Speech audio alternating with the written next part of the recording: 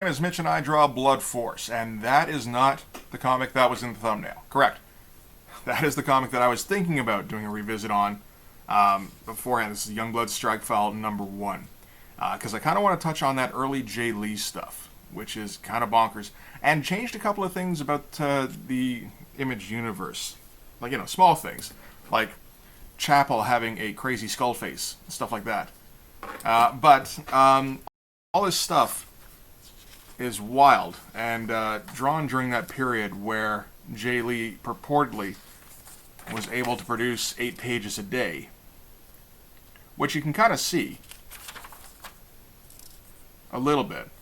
I like all this white stuff in here, but the problem with Youngblood Strike File is this stuff here, which is the Rob Liefeld actual Youngblood stuff. And I mean, this isn't minimum effort Liefeld by any means, but it's Rob Liefeld drawing and Rob Liefeld writing, and I'm just kind of sick of it for now. Like, I've had enough. We'll get back to Rob Liefeld. I don't think we need it for just to talk about Jae Lee, so we're gonna kind of put that aside for now. I don't even know if we'll ever get back to it. I don't like Youngblood Strike File that much, but we're gonna talk instead about Wildcats Trilogy, which is much more interesting. But first, you thought I forgot about the promo, didn't you? Hello, friends. Welcome to Blood Force. So this is Blood Force. Blood Force is a comic book that I write and draw. It is both a celebration and a parody of 90s extreme comics, and it is full of crazy stuff like this, and the action is only getting better with every page. And in order to read Blood Force, all you have to do is open the description below, click the link, go to my Patreon, and subscribe there. By subscribing on my Patreon, not only do you get access to the Blood Force comic, all of it in its entirety, you also get access to every video that I make before I post it to YouTube, usually about a week or two in advance, as well as the pre-Blood Force stuff. So we're talking about the sketches I made coming up with Blood Force, as well as a couple of projects I worked on before I did Blood Force. All this for just $3 American. You cannot get Arm Blades and Vengeance for a better price. So subscribe today, let's get Blood Force out on those shelves, and let's give the world the comics it deserves.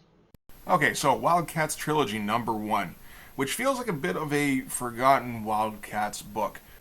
This was done almost concurrently with Youngblood Strike File. #1 of Youngblood Strike File comes out in April.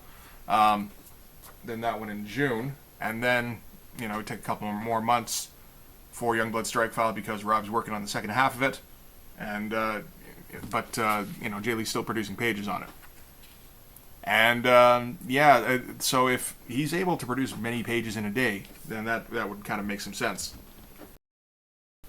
And we've got sort of a weird kind of chromium cover. I thought this was maybe a different treatment.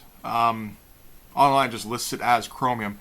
It just has a weird feel to it, like a weird texture, particularly with. And I don't know if you can see, but there's like a grid to it. And if you look at it at a weird angle, it has like patchiness. Although that could be due to age at this point. But yeah, it doesn't feel like a straight up chromium cover. But it looks very pretty. It's very shiny.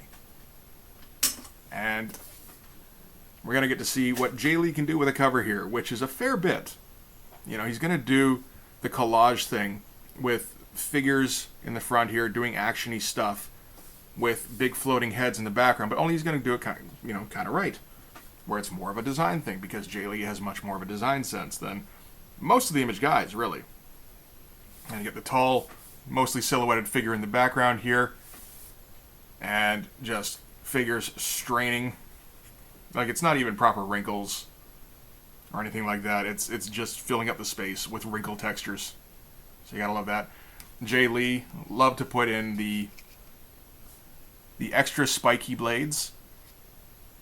Obviously you got the cutting edge, but then you have the extraneous cutting edge, which can be useful as a backup. Get like a silhouetted arm here, and then there's the flippy elements of her costume that don't get any kind of shading. Again, more of a design kind of thing. Same with the paint on Zealot's face.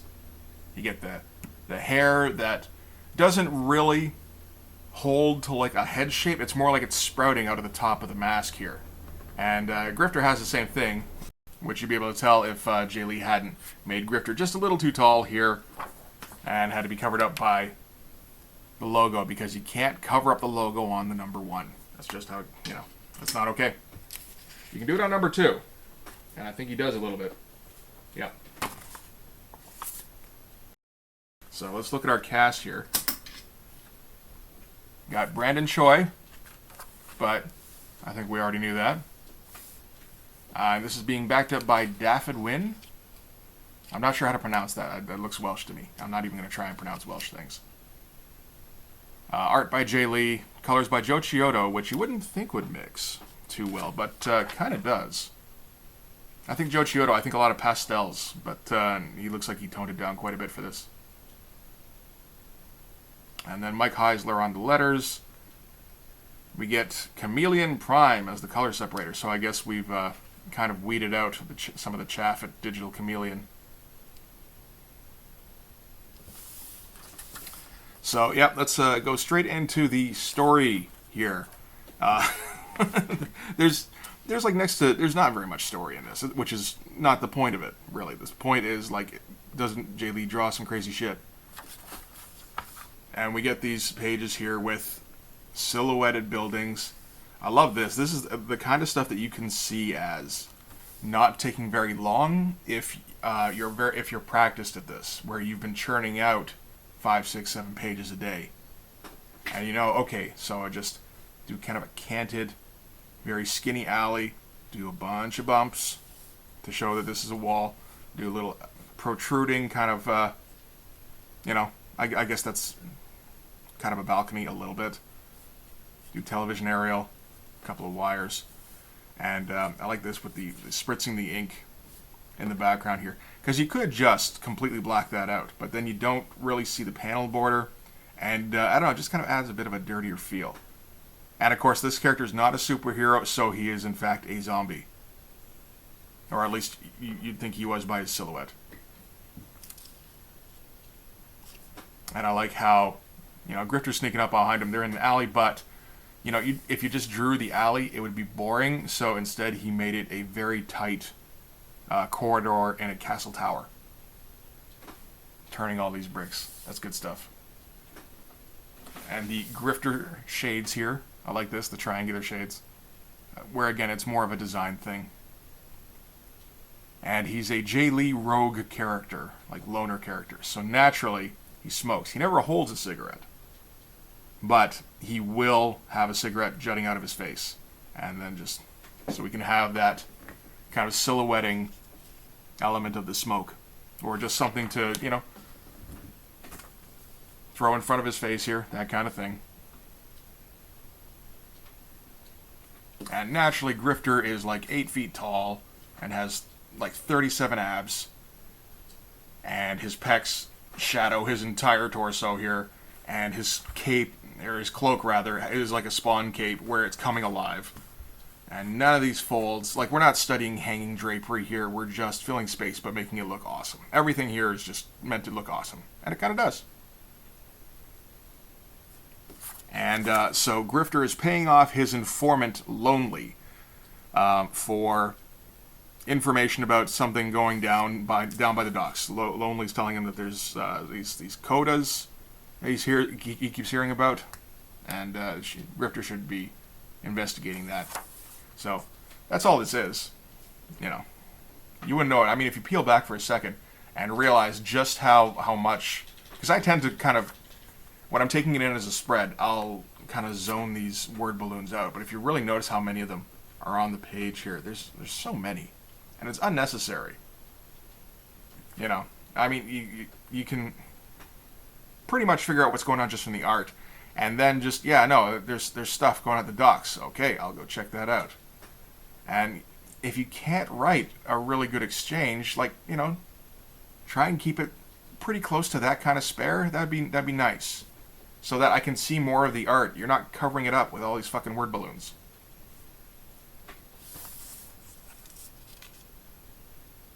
I like this bandana too. The bandana is also alive. So Grifter goes to the docks to check that out, and immediately the other people that paid off Lonely show up, and it turns out that the other people are the Cabal, the Coda, all that kind of shit. I'm not sure what the Cabal is in this. But, yeah, they kill Lonely horribly. Daemonite samples his blood so that he can clone into him later. Or something like that. Shapeshift into him. I'm not sure exactly what the Daemonite's deal is on that. I'm not sure if they've really elaborated on what the deal is.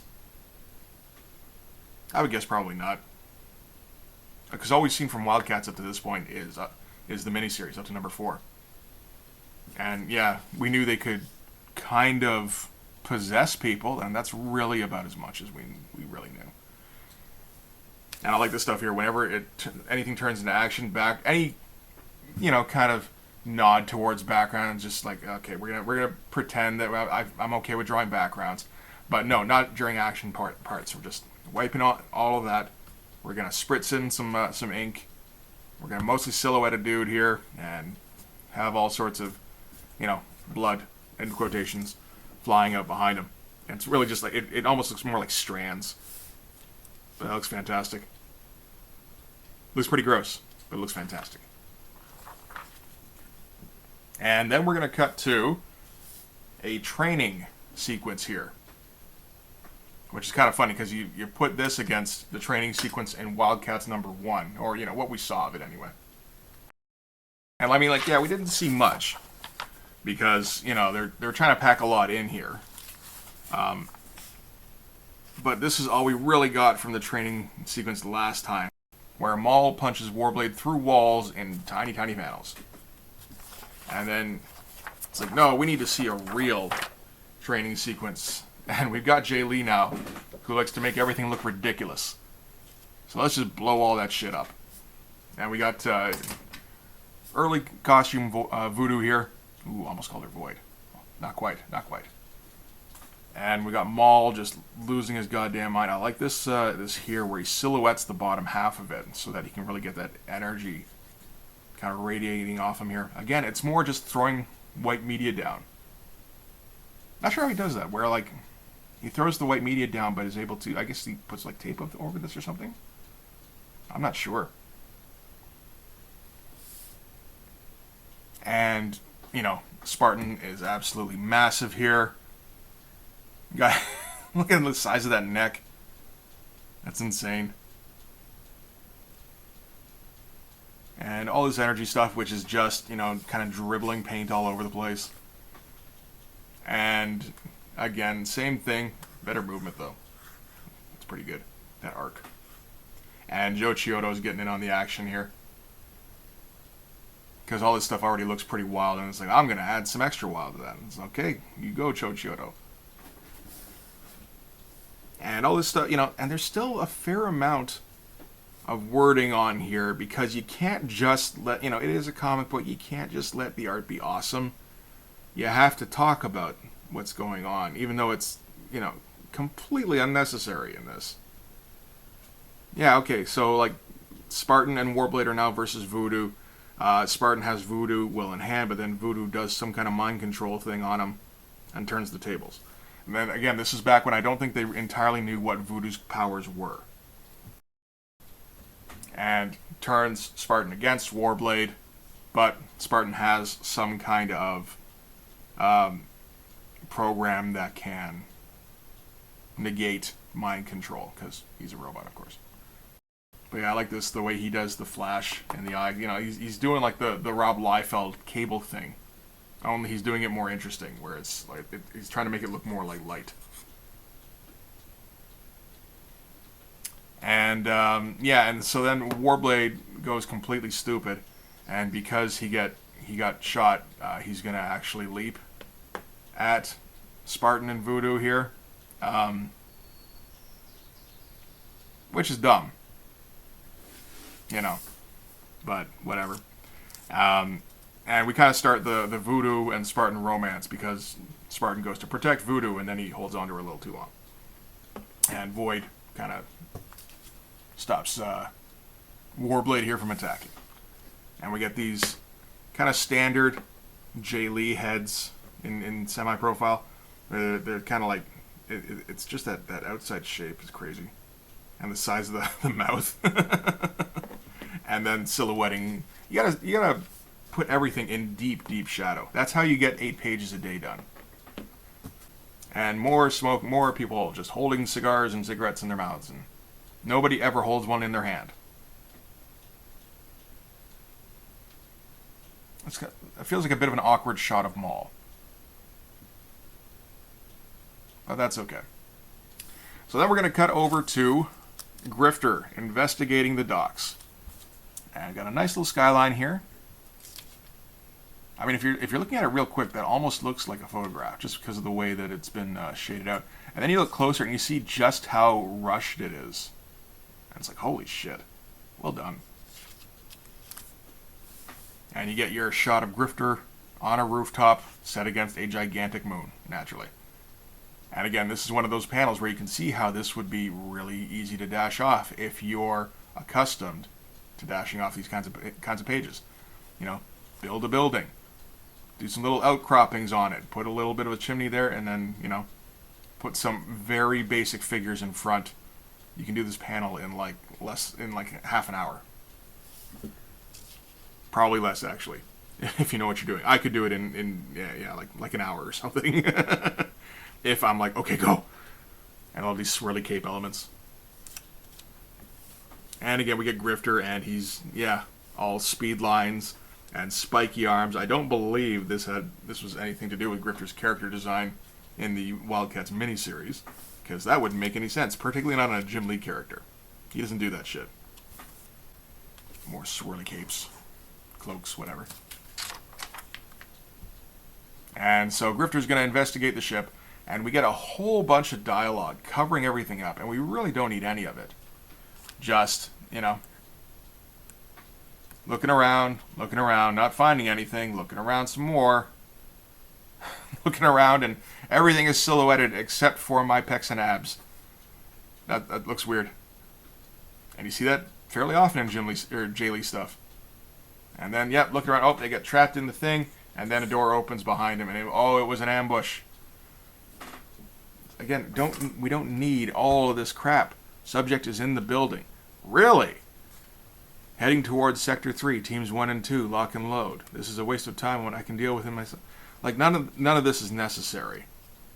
And you're not doing interesting writing. So just stop.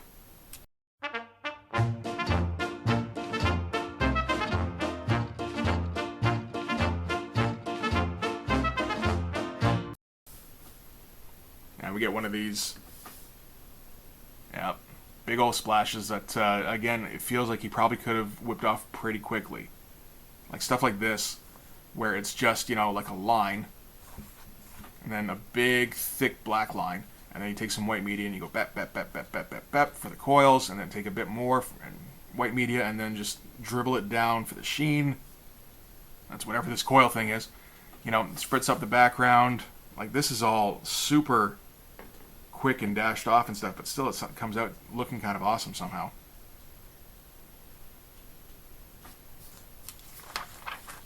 And we're going to turn up the intensity. And these gunshots are not something I can completely condone. I wouldn't do this. Like, it's not even trying to be a light source, really. It's just, a lot of white media, and then we're going to scribble more white media on top of the black. And that's how you do gunfire. And this like cape, the collar here, where he's just scribbling in some lines behind it. This is all super fast. I mean, so it's a ton of energy on the page. And it still somehow, ends up looking pretty cool, even though he must have taken like an hour or two to finish this page then, if he's going at that kind of rate. Even if it's like 3 or 4, that's so goddamn fast. And so, Grifter shoots out the control panel and is able to escape. Though this big swirly thing, again, this is just super quick with a brush. All this white media stuff. It feels like he's just loading it up with white paint and then just trailing it, like not even getting the brush on the paper to get these curlicue lines. And then that's a guy running. Like it's not. That's actually just something out of a nightmare. But yeah, that's the guy running. And he happens to see Lonely on his way out here. Even though we know Lonely died horribly. But Lonely's able to lure him in close enough and to reveal that he's actually a Daemonite. The Daemonite who sampled his blood. And able to knock him out with one shot. And this pretty good impact here. I don't know about the lightning coming out of the temple. But, like, you know, you get the speed lines behind the arm. The arm feels like it has weight because of the thickness of the outline, I think. Again, I'm not 100% for sure. This is stuff that I'm just kind of taking note of myself and like, oh, maybe you want to use this kind of thing. And again, spritzy background. I'm not sure if there's been any backgrounds in this last couple of pages. No, not really. A little bit here. That's about it. You don't need backgrounds in an action scene. But yeah, Grifter is in the clutches of somebody, the Coda, the Cabal, some other C word. And so we're going to cut to Void, who notices that Grifter is in trouble. She feels it in her brain parts. And you get some interesting panel layouts here. Because this is kind of a nothing page in terms of things happening. Apart from, you know, Void doing yoga poses. Like, just really stretching out here. But yeah, no, and so, yeah, no, just make it a bit more visually interesting, I guess. That's alright. We're going to try and sell all of these later, so, you know. Make every page at least something that somebody would want to pay money for. And so that from there we're going to cut to some kind of oracle. This is Delphi. I'm not sure if she factors in to the Wildstorm universe later. I don't believe she's in Wildcats. Maybe she's in one of the many Wildcats spin-offs, like the Special or Zero or I don't even know, Source Book. There's all sorts of crap. They all have to do that.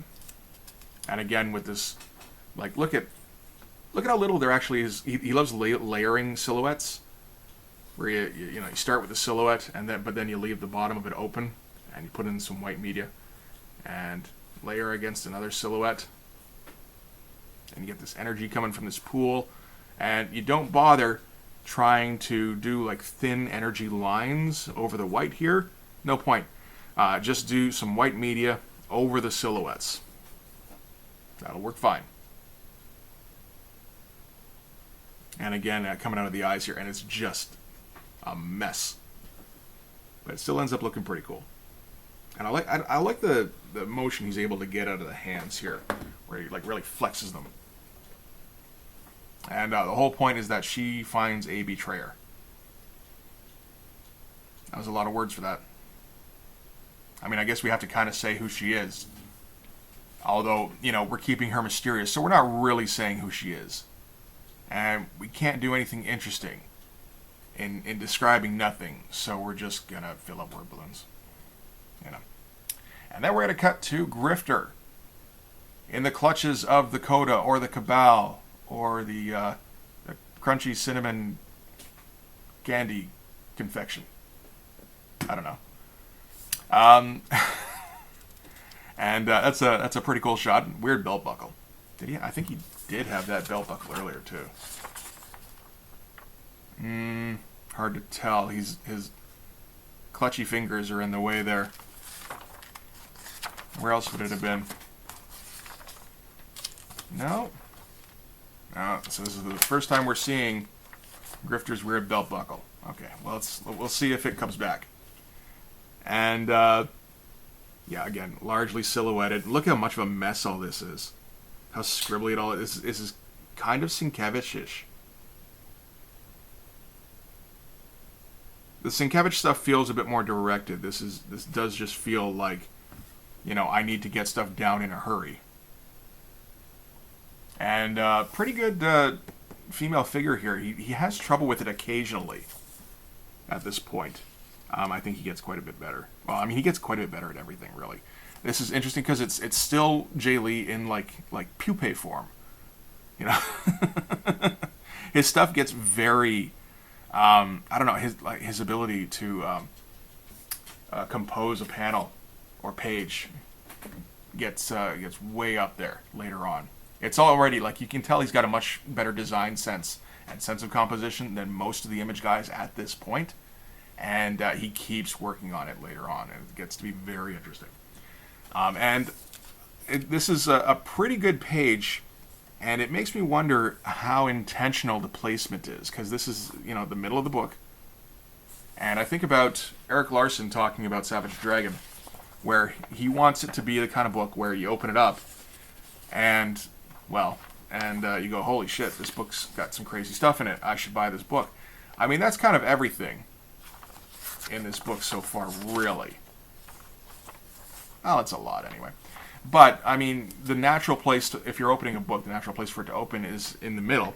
And then you get this shot here. And that's a pretty good place to hook somebody in a bit. It's just like, what the hell is going on with Grifter? That is Grifter, right? It's a little hard to tell with all the silhouettes and the spiky arms and, all the fire, I guess. I don't even know where he is. He's not anywhere actually, because there's no background, but, and the no background continues, but that's perfectly fine. And this early stage Jae Lee can draw like a half-dead character like nobody's business. Just really slit the eyes, put blood all over the face. This is like scary stories to tell in the Dark Blood. I don't know if I assume that was as formative to everybody else as it was to me. Where you get that trailing off spidery line, and it's just kind of icky and creepy. And they're going to torture Grifter, not for information. This is more like Empire Strikes Back, where they torture Han Solo to get a response out of Luke. They're going to torture him because he has some sort of link to Zealot. So they're going to try and lure Zealot in so that they can kill her. And again, with the light in the eyes, it looks a bit more like his eyes are on fire, actually. And these good hand shapes, again. These feel whipped off, but he just has a good feel for how a hand should look, like hyper extended. And he likes doing this kind of swirly stuff for hair, which looks great. Very bushy eyebrows, but again, more of a kind of design element, I think. And I feel like I've seen this particular Jae Lee shot before, where it's kind of canted, and dude's just about dead, and it's all scribbly, and yeah, scary stories lines. And then Zealot shows up, and where's her waist in this? I guess it does extend like to her elbow here, essentially, but just because of the line of the costume, it looks like that could maybe be it. And again, super messy backgrounds. This is more like taking a thick brush and just like plomp, plomp, plomp, plomp, and then doing some white media smoke over top of it. And look how messy he's getting around the hair. He's not going to try and get too close to it. Like, he's not going to go in after the fact and fill in all the stuff that he's left white. He's just, nope, that's good enough. Submit it as it is. We don't have time for this. Hasn't quite adapted to the Image way, where you take 3 months to produce an issue. And then we get a big standoff, which feels very rushed. Like, particularly with the way she's holding the Dakota spear.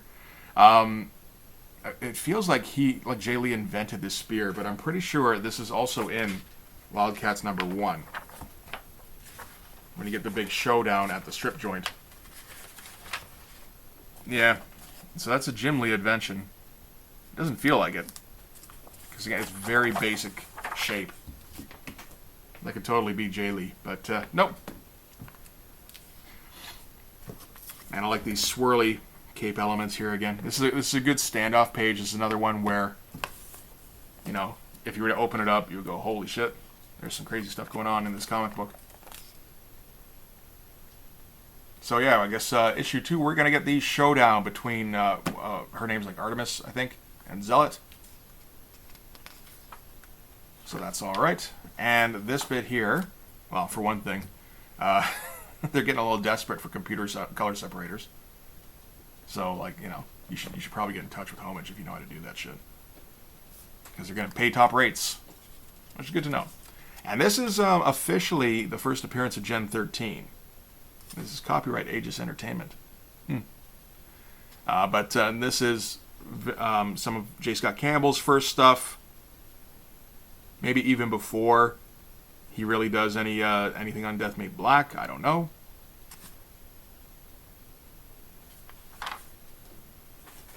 Where he's not quite got it all together. He does weird mouth shapes. But, like, all this pose is pretty good. This arm is oddly placed, but, like, the overall effect still works okay. You got Death Made Black coming in a couple of months.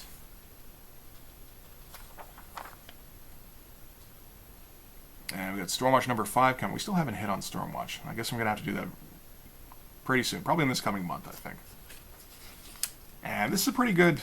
This is probably the best one in terms of kind of impressive backgrounds. Really digging into that Art Adams kind of style. You get a little bit of perspective going on. Try to get a bunch of detail with all the pipes and everything. Doesn't have anything to do with the character of Grunge, now that we know that Grunge has Absorbing Man abilities, but this is, they didn't really know what the hell Grunge was supposed to be about at this point. I kind of like that. And then Freefall, not very impressive, but at least he tried to make those trucks look good. I appreciate that. And then we get Union, as drawn by Mark Texiera. Which is just not a superhero. He looks like a dirty bodybuilder.